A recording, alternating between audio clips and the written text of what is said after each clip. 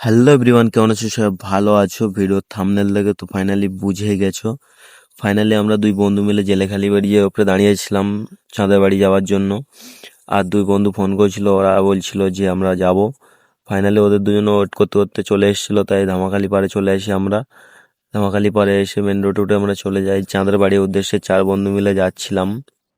আগে দুই বন্ধু খুব স্পিডে বেরিয়ে যাচ্ছিল, আর পিছনে বন্ধু বসে বসে বলছিল যে ওরা খুব স্পিডে বেরিয়ে যাচ্ছে, একটু জোরে চ। ফাইনালি আমরা চলে আসি চাঁদের বাড়ি। চাঁদের বাড়ি আসার পরে বন্ধুরা চলে গিয়েছে ভিতরে ফটো তোলার জন্য। আর আমার কাজ তো এটাই, দাঁড়িয়ে দাঁড়িয়ে ভিডিও করছিলাম আর দেখছিলাম। ওপরে চলে আসি আমি ফাইনালি কিছু খাওয়ার জন্য। ওপরে এসে ভিডিও বানাচ্ছিলাম আর দেখছিলাম যে ভিউটা কিরকম আসে। খুব ভালোই লাগছিল ভিডিওটা বানাচ্ছিলাম, আর ভিউটা খুব ভালোই লাগছিল।